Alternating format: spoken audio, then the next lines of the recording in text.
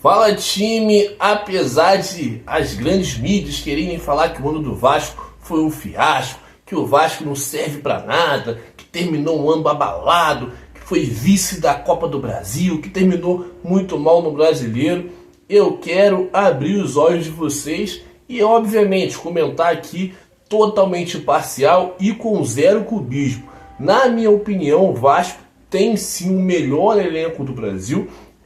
Não só o elenco inteiro, né? Na verdade, o time titular do Vasco hoje, para mim, bate de frente com qualquer outro time.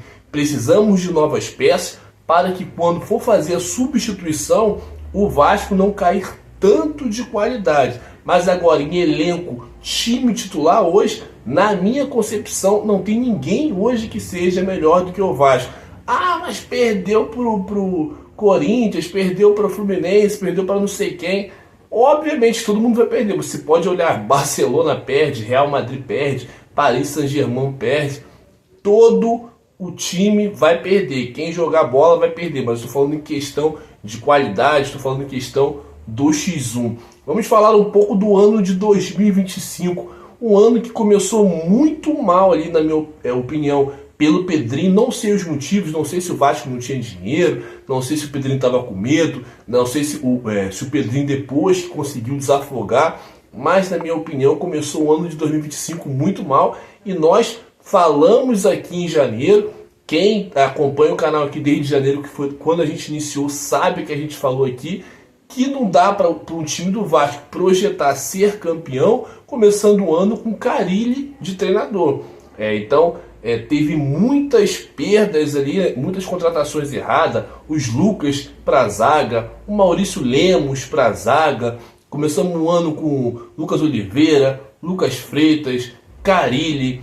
Aí tinha meio de campo Matheus Cocão, Tietê, Hugo Moura, tudo para ser titular. Nas pontas a gente tinha o Jean David junto com o Alex Teixeira. Tinha o Verratti, que acabou ficando também no banco ao longo do ano. E até maio nós perdemos aí praticamente 5 meses. Pedrinho viu que errou, teve que corrigir o erro. Ainda bem que ele corrigiu a tempo. Entrou o Fernando Diniz ali com um carro em movimento, tendo que trocar pneu. E o Vasco conseguiu ir muito bem. Apesar de eu estar vendo muita gente criticando muito o Fernando Diniz, para mim ele não fez um trabalho brilhante, mas ele melhorou muito o Vasco desde que ele assumiu. O Vasco passou a ser um time competitivo, o Vasco começou a ser respeitado, começou a jogar bem, fez boas partidas excelentes e tá mostrando aí que o campeão, o gigante, o papa-títulos, né, que eu costumo falar, tá para voltar em 2026. Então, assim, acho que o Fernando Diniz tem que continuar, acho que o Pedrinho tem que continuar sendo assertivo aí no mercado, tem que ser assertivo e também agressivo. Não ficar contratando jogador aí que tá em baixa em outros clubes, jogadores que são apostas de times inferiores, Série B. A gente já viu que esse mercado hoje em dia não dá mais para você contratar jogador de Série A, jogador de Série B, jogador de Série C, de campeonato carioca, de campeonato paulista. Esse tipo de jogadores não dá mais para ter no qualquer time que queira ser campeão hoje na Série A do Campeonato Brasileiro. Está muito competitivo e o sarrafo está muito lá em cima. Então a gente terminar o ano em uma final de Copa do Brasil, jogando melhor os 2 jogos do que o Corinthians, apesar de não ter vencido, ter juiz, né, como principal protagonista das finais, um juiz que o Vasco reclamou desde a escolha da CBF e o Corinthians ficou tranquilo, mas não vou entrar nesse detalhe aqui, vamos só falar de futebol. Então a gente terminou o ano ali com o Ryan sendo o grande destaque, que agora vai ser vendido com certeza, não tem como o Vasco segurar o Ryan, e a venda vai ser aí, no mínimo de 50 milhões de euros, para a gente poder buscar pelo menos 3 ou 4 nomes de peso, também não podemos errar. Então a gente sabe da situação do Vasco, a gente tem 500 milhões em dívida, até zerar vai demorar um pouco, tem que conseguir vender jogador, tem que conseguir subir jogador da base, tem que ganhar título.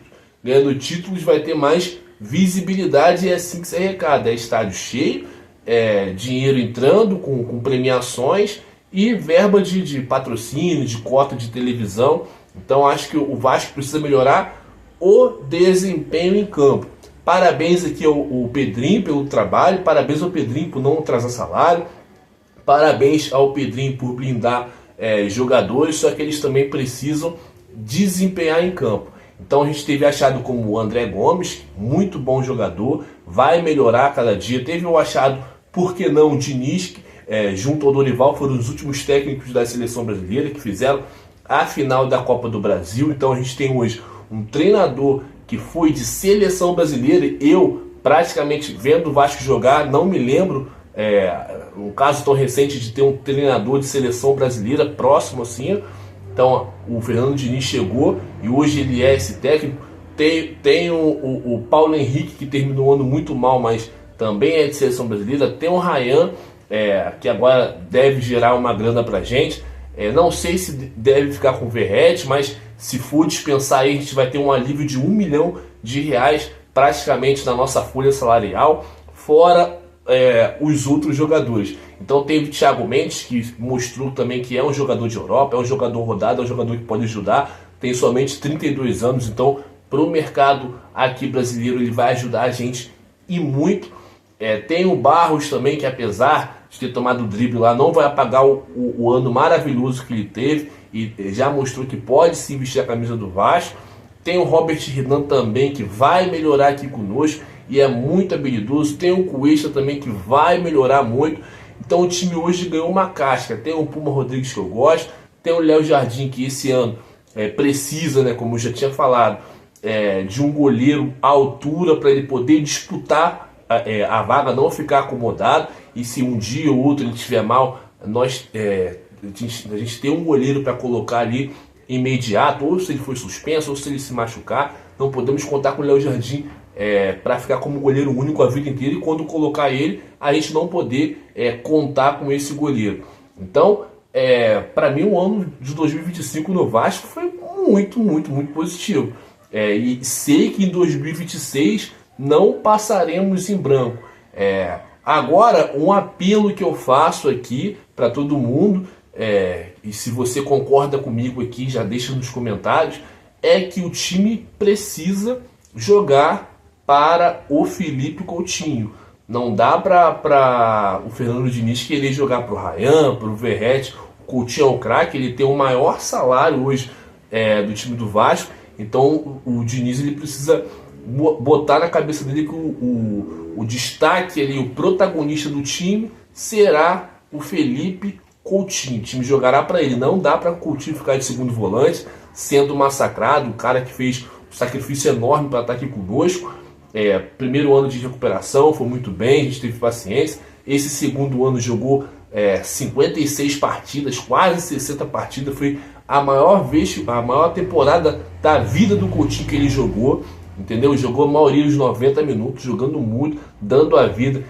Vocês podem falar, mas o Coutinho decide, o Coutinho parte para cima. Mas o que eu enxergo de futebol é o Coutinho correndo atrás da bola, marcando, se entregando ali na função tática. E ele, para mim, na minha opinião, está entrando em forma, ano que vem vai estar cada vez mais competitivo. Mas eu acho que a gente tem que preservar nossa joia, que é o Felipe Coutinho. E vou cobrar muito para o ano que vem, já está chegando aí já, para que o Diniz faça um esquema que favoreça o nosso craque, Felipe Coutinho. Entre outros aí que a gente tem para jogar. Então, acho que ficou de positivo tanto o Fernando Diniz, eu quero que ele permaneça. O Admar Lopes também, fazendo um bom trabalho na janela. Os 5 jogadores que ele trouxe no meio do ano terminaram o ano titular, que foi o Extra, o Robert Renan, o Barros, o Thiago Mendes e o André Gomes. Então, quando o cara vai no mercado, no meio do ano, e coloca 5 jogadores, fora o Nuno, né? Nuno Moisés, que eu também nem citei, e pega para poder jogar, coloca todo mundo para jogar ali na janela, e todo mundo é titular, é porque o time precisava e também fala que a janela foi excelente. Então é isso que eu espero do Vasco para o ano que vem. Um time construtivo que consiga fazer bons jogos e principalmente ganhar título. Já comenta aqui, rapaziada. Já segue, já compartilha e tamo junto. Forte abraço.